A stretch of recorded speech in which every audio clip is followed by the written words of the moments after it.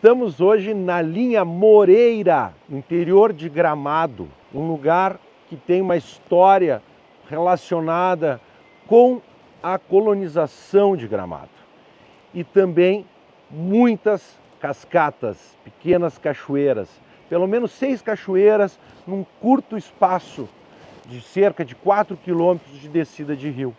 Hoje vamos procurar uma dessas cascatas, que é pouco conhecida porque está fora do roteiro turístico, longe do asfalto, onde geralmente as pessoas não andam.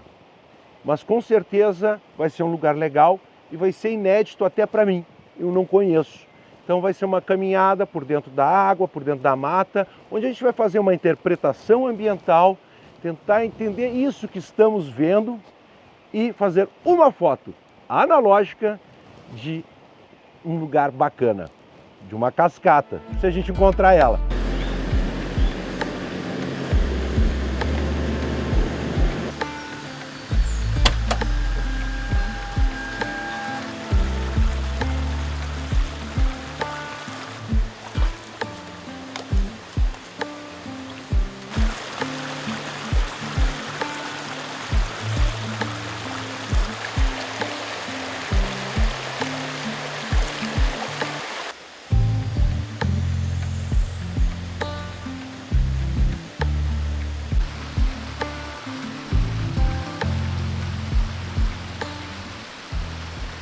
Nós estamos nesse riacho que percorre cerca de 10 quilômetros até uma ponte na divisa de Gramado com Três Coroas. Esse riacho que corta a linha Moreira está relacionado com o nome dessa região, Moreira.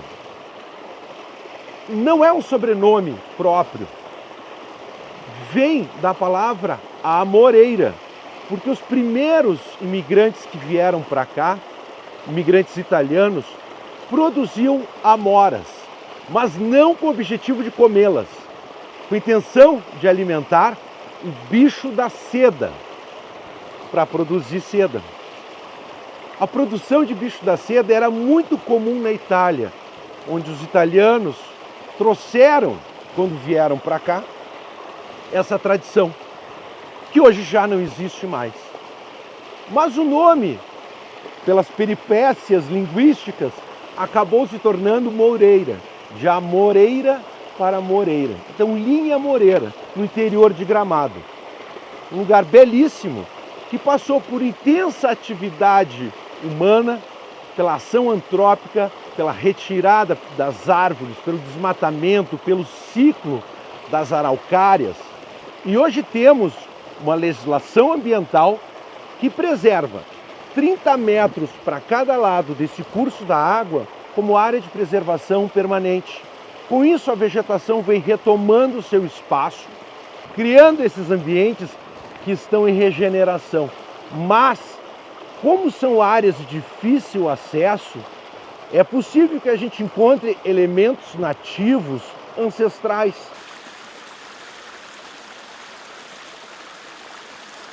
Uma das plantas características desses ambientes com bastante água corrente, os riachos, mas que não é daqui, é alienígena ou exótica, não é nativa, é o gengibre. Essa planta aqui, que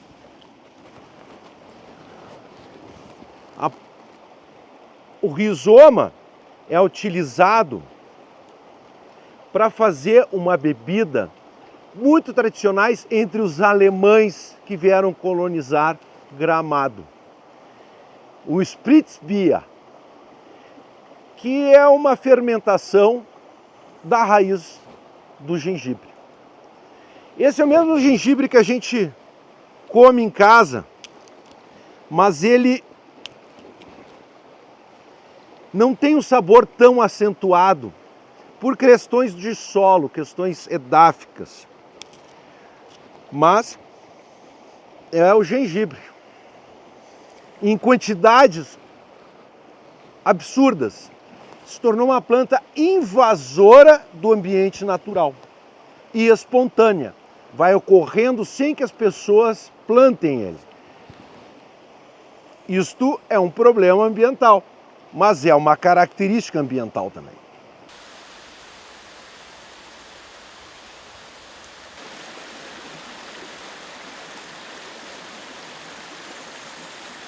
Aqui eu achei um cogumelo muito legal, né? De volta aos decompositores.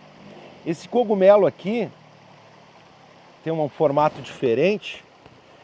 Ele é chamado de auriculária, porque ele lembra uma orelha, né?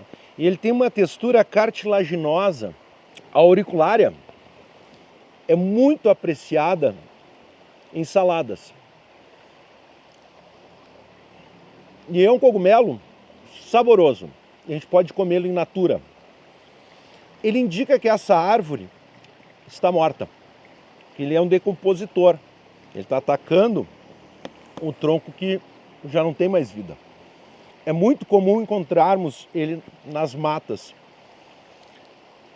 Uma característica interessante, tem cogumelo de baixo até em cima. O interessante é não pegar os do solo. Justamente porque os outros animais, além da gente, também vão comer esse cogumelo. Então, para não compartilharmos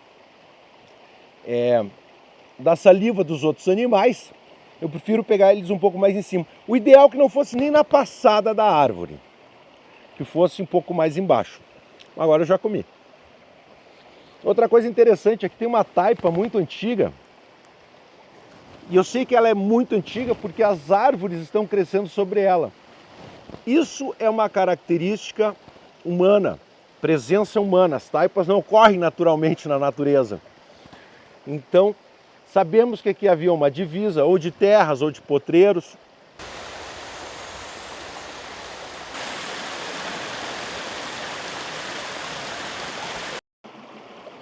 Essas árvores caindo para dentro do rio, de fato estão caindo para dentro do rio.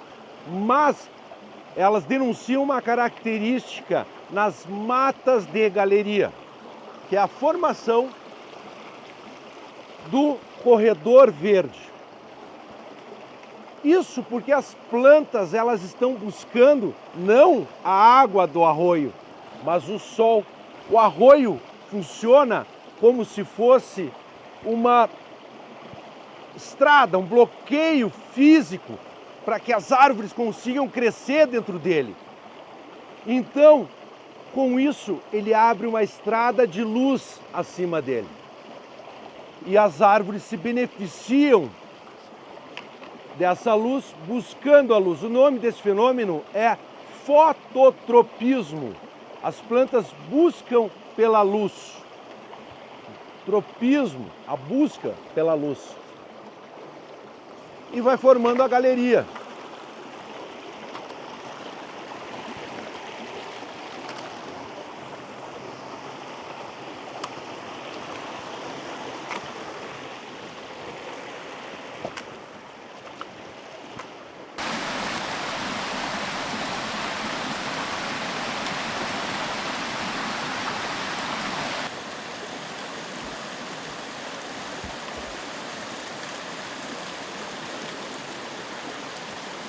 Nessas passadas eu estou começando a sentir muita falta de coisas que eu achei que eu ia encontrar aqui, como cipós, bromélias e orquídeas, samambaias em maior quantidade. Orquídeas e bromélias não tem nada. Acabei de encontrar um cipó aleatório, mas isso quer dizer uma coisa, é uma denúncia que a natureza está fazendo. Na interpretação ambiental, ela diz, olha, eu estou num estágio de recuperação, estágio secundário, recém-rejuvenescendo. Mas como a gente identifica isso? Não é pela espessura, grossura, altura das árvores, mas sim pela ausência dos elementos clímax desse tipo de vegetação. Seriam justamente as bromélias, as orquídeas, os cipós, que não estão presentes. Tudo bem, a gente está num riacho, num arroio, num sendeiro, que acumula muita água, água com muita pressão, as árvores poderiam ser completamente destruídas com as chuvaradas, mas não é o caso. Há algumas árvores maiores ao redor, só que não são suficientemente antigas. Essa é a denúncia que a natureza está fazendo. Tudo isso aqui já foi derrubado, todas essas árvores já foram derrubadas há algum tempo atrás. E o mato está rejuvenescendo. O que também é interessante, porque quer dizer que a nossa legislação ambiental está funcionando. A partir do momento que a gente tem essas áreas de preservação constituídas. Pelo menos 30 metros para cada lado, ninguém vai poder derrubar nada nunca. Agora imaginem este lugar maravilhoso que estamos andando daqui 50, 100, 200, 250 anos. Vai estar completamente reconstituído, uma vez que há matas nativas, primitivas, nos lugares mais de difícil acesso aqui próximo, que funcionam como bancos de semente, bancos de germoplasma, largando as sementes para dentro dos vales, onde essas árvores vão, não só árvores, né, todas as plantas vão se reconstituir e a fauna começa a caminhar aqui por dentro, através do corredor ecológico. Isso é o que a gente quer ver.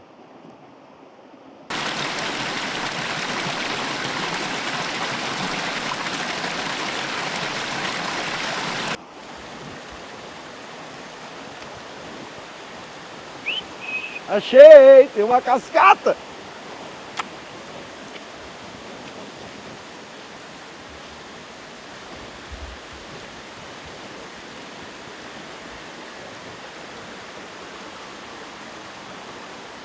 Achamos a cascata. Bonita, já vou mostrar. Vale a pena. É uma caminhada muito curta, dá para estacionar perto.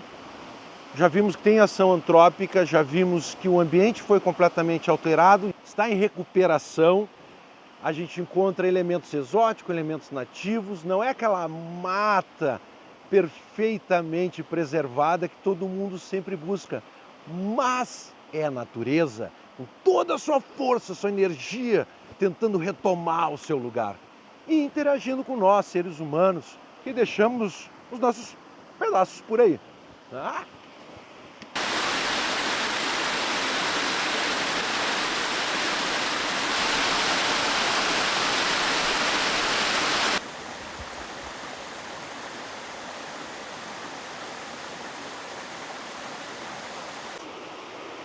Canela, cedro, e em cima epífitos, que são as bromélias, as orquídeas, os cipós, as piperáceas, samambaias, uma miríade de plantas que vão tomando conta das partes mais altas das árvores. Epi sobre, fitos planta, as plantas que vivem sobre as outras plantas. Isto é uma relação harmônica entre espécies diferentes. É uma relação benéfica para os epífitos, para essas plantas que procuram sol e evoluíram para chegar lá em cima das árvores. É o grau máximo de evolução. Ao contrário do que muita gente pensa, não são plantas parasitas. Muito pelo contrário. Essa relação que se baseia em cima da hospedagem, ela é benéfica para algumas plantas sem causar prejuízo algum para o hospedeiro. Uma outra relação interessante que a gente começa a encontrar entre as árvores e o próprio riacho é a formação de um microclima, a umidade que vai permeando, nebulizando as plantas. Por isso também chamamos esses ambientes de matas nebulares, porque há muita umidade associada. Com isso, surgem em grande quantidade as briófitas, os musgos, que são aqueles vegetais primitivos que invadiram o ambiente terrestre durante a evolução, mas ainda dependem da água. Eles não têm raízes para absorver a água do solo. As samambaias já conseguem fazer isso, mas elas ainda dependem do ambiente aquático, úmido no caso, para a reprodução. A gente consegue ver, andando poucos metros, a evolução dos vegetais. Das algas para as briófitas, para as pteridófitas, que são as samambaias, até o estágio mais avançado dos vegetais, que são as bromélias, as orquídeas. É uma aula de biologia andar nessas matas.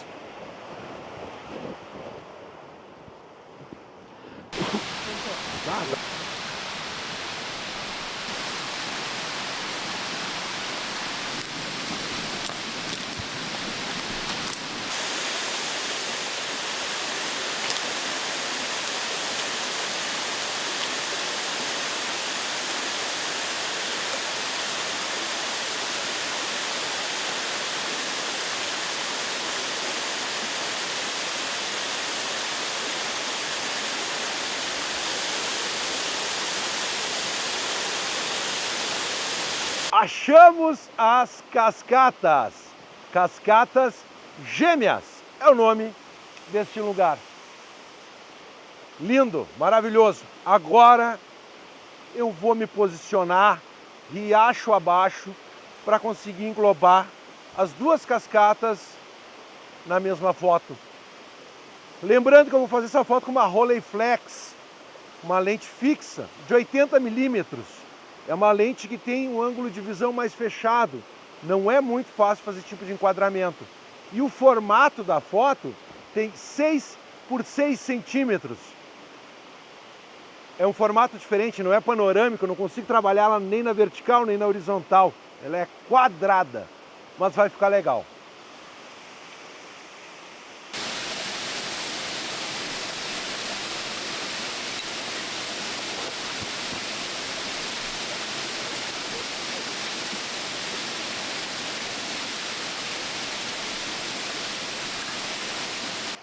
Eu trouxe 4 Rolleiflex para fazer a foto hoje. Por quê? 2 eu acabo de reformar. 2 eu já reformei há mais tempo. Uma eu estou com filme para terminar e outra eu vou usar como câmera oficial por causa da lente dela. Com essa luz de hoje. Tenho certeza que ela vai funcionar bem. Por experiências anteriores. Fotografia é capturar sentimento com tudo que a gente já viveu antes. É repetir as experiências que deram certo. Às vezes as que deram errado também. Primeira câmera. Essa aqui é maravilhosa. Rolleiflex 2.8 Xenotar. 100% funcional. Restaurei ela toda. Em termos de limpeza, é uma câmera que não precisou mecanicamente fazer nada nela. A Rolleiflex ela tem sistema de foco e aqui um sistema de engatilhamento do filme e dispara aqui. Aqui em cima ela tem o self timer, permite a gente operar a câmera quando está sem disparador para fotos mais lentas até 1 segundo. Do lado direito a gente regula as velocidades do obturador da câmera. Do lado esquerdo, a gente regula o fechamento e a abertura do diafragma. Isso não está relacionado somente com a exposição correta da foto, mas sim com a impressão que a gente quer transmitir com a fotografia. Uma abertura mais fechada, ela vai permitir maior profundidade de campo. O que quer dizer isso? Ela vai permitir foco desde o primeiro plano até o plano de fundo, se for bem fechada. Uma abertura completamente aberta, ela vai deixar a profundidade de campo muito restrita ao plano de foco. Mas a operação do Rolleiflex é muito simples. A gente tem um visor por cima que vai permitir que a gente enxergue pela lente de cima. E a lente de baixo vai fotografar para dentro da câmera onde vai estar o filme. Outra câmera maravilhosa, também 2.8,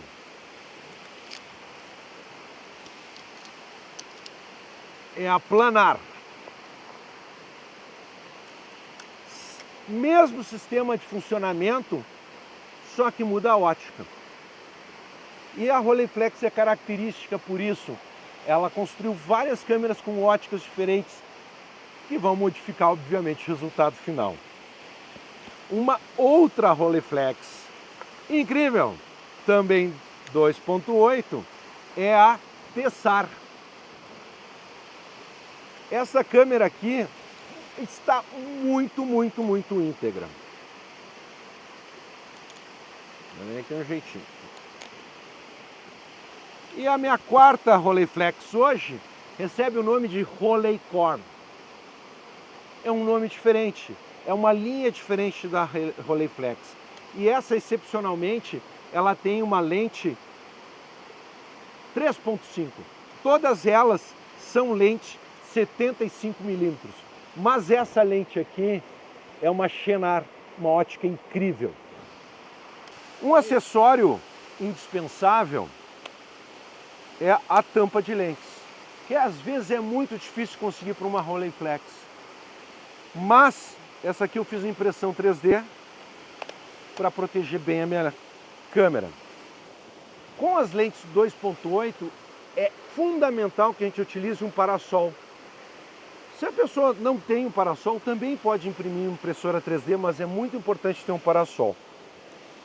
Outros acessórios de época bem interessantes, que são difíceis de conseguir, são os filtros. Que a Rolleiflex ela tem um sistema de encaixe de filtros diferente, não é com rosca. Ela tem essas sapatas que travam, acoplam na lente. E os filtros em preto e branco merecem um capítulo à parte, mas são fundamentais para a gente destacar assuntos, dar efeitos, escurecer o céu, clarear a vegetação, clarear o solo. Uma miríade de efeitos, de interferências que a gente pode fazer diretamente sobre o negativo. O disparador é fundamental para o tipo de fotos que eu gosto de fazer, que são exposições lentas, ou seja, com muito tempo com a câmera aberta, filmando lentamente a luz, a passagem da água, o movimento das folhas, o movimento das nuvens, fotos mais dramáticas, expressivas, que mostram a passagem do tempo dentro da foto, de paisagem. Outros acessórios interessantes, filtros para 3.5, parasol para 3.5. É uma série de equipamentos que a gente tem que ter junto, mas é fundamental que a pessoa que adquira uma Rolleiflex não abra ela, não desmonte, não tente limpar diafragma e obturador sem saber fazer isso. É muita prática e muito tempo e muito estudo, acompanhando pessoas que fazem isso há muito tempo, que me permitiram a habilidade de conseguir fazer uma limpeza, uma reforma numa Rolleiflex. Eu desaconselho fortemente que se faça isso por uma primeira vez, sem todo o conhecimento necessário para mexer em qualquer câmera antiga.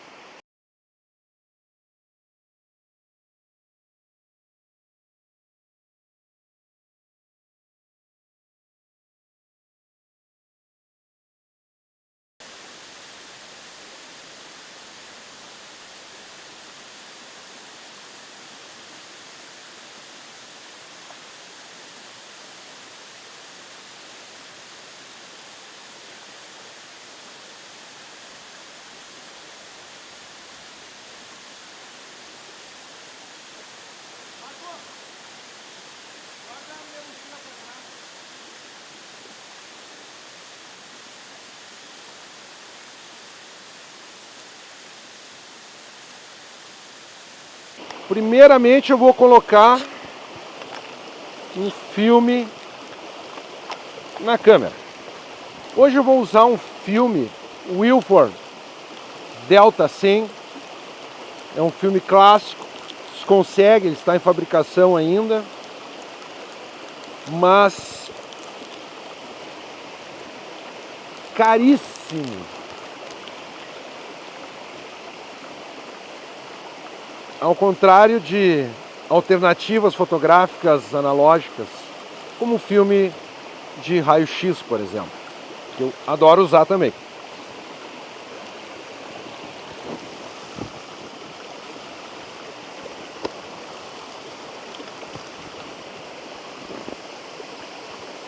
Para colocar o filme, primeiro eu tenho que tirar o cassete antigo. Esse negativo, ele é enorme, a gente chama de filme 120mm. Não é aquele filme pequenininho de bobina 35 que a gente está acostumado. Ele equivale à foto 6x6, que é esse quadro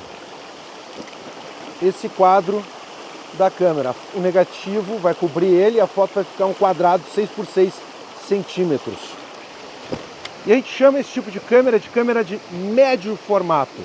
As 35mm, saboneteiras, as SLR 35, elas são câmeras que usam um filme pequeno, a gente chama de pequeno formato. Médio formato 6x6, 6x7, 6x9 e 6x45, 4,5, que é quase um meio quadro 6x6, que dá uma fotinho panorâmica muito legal. Depois dessas câmeras, a gente vai ter as câmeras de grande formato. Começa em 4x5 polegadas, e aí vai, 8x10, tem câmeras gigantescas, o céu é o limite. Mas esse formato, ele é fantástico. Ele permite uma foto com muita prata na película, com muita qualidade. Seria, grosso modo, um full frame das câmeras analógicas.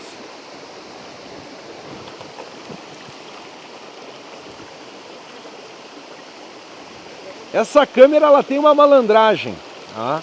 Algumas Rolleiflex têm um rolete para passar o filme por baixo. Outras não. A maioria das médios formatos não tem isso. É importante que a gente lembre desse detalhe na hora de colocar o filme. E o filme também, ele vai ter um lado.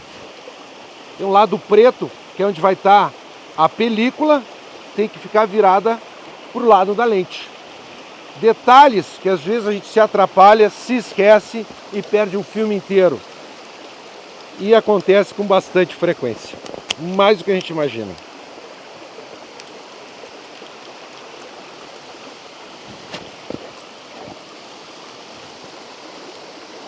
Eu travo o filme na bobina. Vou dar uma puxada no filme para ver se está bem preso. E eu tenho que carregar ele até a posição de start.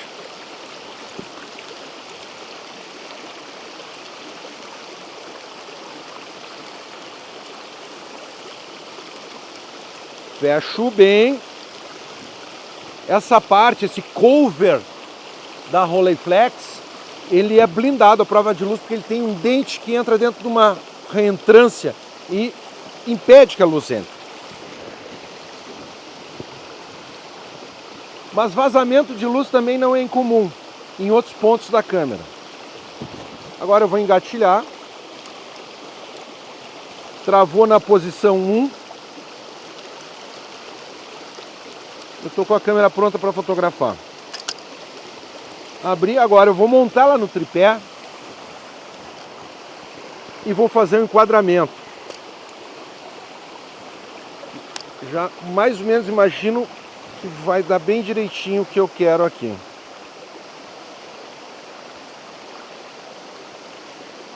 Esse aqui é o meu enquadramento. Pegar as duas cascatas, muito apertado, porque é uma lente 80mm. Ajustar o meu foco. Legal, a Rolleiflex, ela tem uma lente de aumento dentro dela mesmo, maravilhosa. Mas eu gosto muito de usar mais uma lente para checar a minha composição. Ver se não tem nada demais aqui que eu não queira. Tá. Agora eu vou colocar o parasol. O parasol é fundamental, como eu falei, são lentes muito abertas.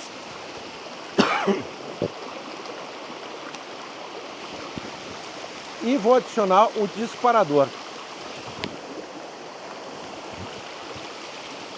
Porque eu vou fazer uma exposição lenta Eu adoro filmar a água passando lentamente sobre o filme.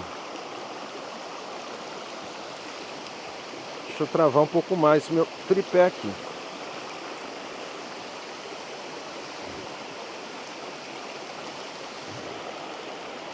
Checar meu horizonte de novo. O horizonte no enquadramento é muito importante.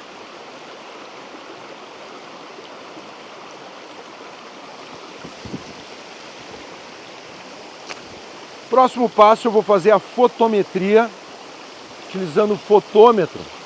O fotômetro, ele é um instrumento de medição da luz. Existem aplicativos para celular, onde eu vou setar os parâmetros. Asa 100, a abertura que eu vou utilizar, que vai ser a abertura máxima dessa lente, que é 32. E o 32 vai me dizer qual é a abertura, qual é a velocidade, o 32 de abertura que eu preciso para fazer a exposição. Serão 4 segundos, usando a leitura total do ambiente.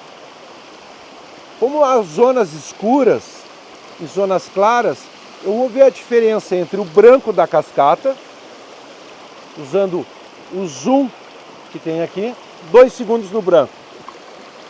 E vou medir a parte mais escura, onde não vou ter quase nenhum detalhe. Uma pedra muito escura que tem ali. Daria 15 segundos. Há uma compensação básica que a gente pode fazer ao utilizar os fotômetros, inclusive das câmeras digitais, que é quando medir o branco puro, abrir 2 pontos em cima de um branco. Ou um preto absoluto, onde não haja nenhum detalhe, fechar 2 pontos sobre aquele preto. A gente vai ter uma exposição correta para aquela cena. Como essa cena tem uma amplitude de luz muito grande em função do sol que está entrando, eu vou ter que escolher alguma coisa que vai ficar superexposta ou subexposta. Aproveitando o movimento da água, eu vou trazer um pouco mais de sombra e deixar algumas zonas mais escuras na foto. Vou fazer uma exposição de uns 8 segundos, eu acredito. Em fotografia analógica, existe um fator que tem que ser considerado, que é a reciprocidade do filme. Exposições muito lentas requerem compensação no tempo de exposição, mais tempo de exposição. Eu tenho que pensar nisso também. Mas eu acho que eu não vou atingir nesse negativo a reciprocidade dele.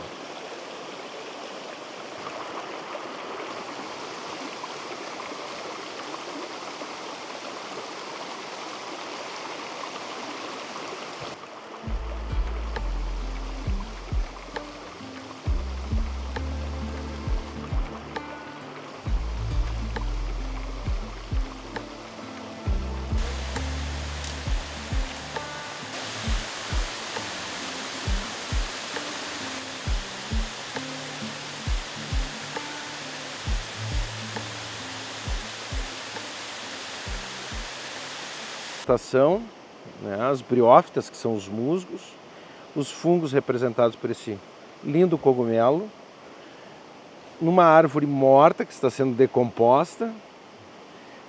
Isso aqui é muito legal para trabalhar com macrofotografia, né? Uma lente macro, chegar com essa luzinha suave de manhã cedo, baita foto aqui.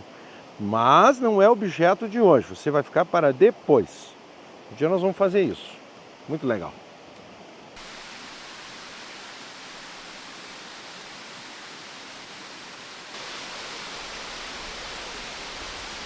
Antes de falar de serrapilheira,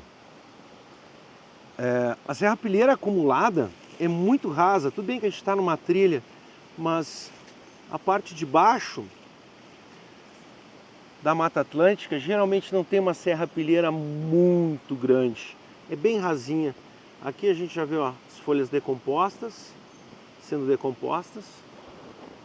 Já estão só com o esqueleto aparente aí da venação. E outra característica interessante, tamanho das folhas. A gente tem folhas grandes, folhas médias, folhas pequenas. Isso fala muito de como a árvore vive dentro da floresta. Quanto maior o tamanho da folha, quer dizer que ela consegue se adaptar num ambiente com menos luz, porque a folha é o captador de luz da planta. É ali que ela vai fazer a fotossíntese. O objetivo final da planta é capturar esses fótons. Mas a serrapilheira, ou seja, a quantidade de folhas acumuladas é muito pequena, porque geralmente na Mata Atlântica, pelo menos 50% das árvores não perdem as folhas no inverno. Quanto mais alto a gente estiver na serra, maior vai ser a quantidade de plantas que não vão perder as folhas no inverno. Até 70% delas não vão perder. A gente desceu por dentro do vale do arroio da linha Moreira, mais ou menos uns 350 metros de altitude. Então a gente já começa a ver o câmbio, a troca da vegetação por uma vegetação que perde mais folhas no inverno. Semidecidual, a gente chama. Floresta semidecidual, das árvores caducas. Caducas é aquelas que perdem folhas em maior quantidade. Então a gente já está numa zona aqui que 60%, quase 50% das árvores vão começar a perder suas folhas no inverno. Então a serrapilheira, a quantidade de folhas no chão vai ser maior do que em cima da serra. Isso serve como orientação quando a gente está andando numa floresta, saber mais ou menos qual é a nossa altimetria, se soubermos que estamos na Mata Atlântica. Lembrando que a Mata Atlântica em cima da serra, em Gramado, Canela, até Santa Catarina, Paraná, São Paulo, a gente vai chamar de floresta umbrófila mista, porque ela tem na composição, como elemento principal no dossel, na parte mais alta da floresta, a araucária. E conforme a gente vai descendo a altimetria, essa composição vai mudando e a gente vai entrar dentro da floresta umbrófila densa. Muda o nome. É o mesmo bioma, mas é um tipo de vegetação diferente.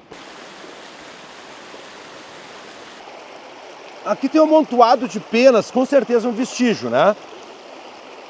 Ou é a cena de um crime onde uma ave foi atacada por algum predador, que é o que mais parece ter acontecido, porque uma ave quando toma banho ela não perde todas as penas dessa forma, né? Mas aconteceu algum acidente nesse local aqui, possivelmente uma ave que foi predada. O Planalto da Serra Geral foi formado há 134 milhões de anos atrás com derrames de lava sucessivos, que formou essa rocha, o basalto, característico da região, a única rocha que há aqui, que é moldado através do tempo, pelas águas e as intempéries, por micro-organismos também, como os líquens, que a gente vai vendo, lentamente roendo as rochas com os ácidos liquênicos. Mas, logo abaixo, descendo mais um pouco na altimetria, seguindo o curso desse riacho, a gente vai trocar de formação geológica e vai encontrar o arenito de um grande deserto que havia por aqui, deserto Botucatu, que foi soterrado pelos derrames de lava.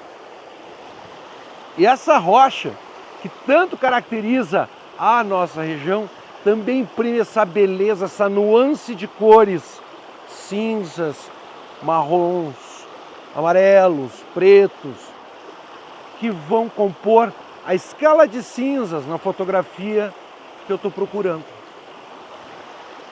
Eu vou fazer mais algumas fotinhos para terminar o filme, para revelar ainda hoje, que eu quero ver como é que está o funcionamento dessa câmera em específico.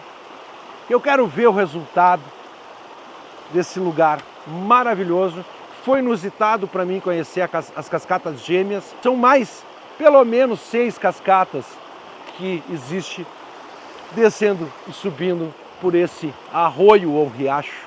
E com isso, fica registrada a passagem por aqui, a nossa passagem e a dica de um belo lugar a menos de 10 quilômetros do centro de Gramado, pouquíssimo conhecido, de fácil acesso, a gente pode estacionar bem perto da entrada da trilha. Basta procurar na internet que tu acha esse acesso para vir fotografar aqui nesse lugar maravilhoso.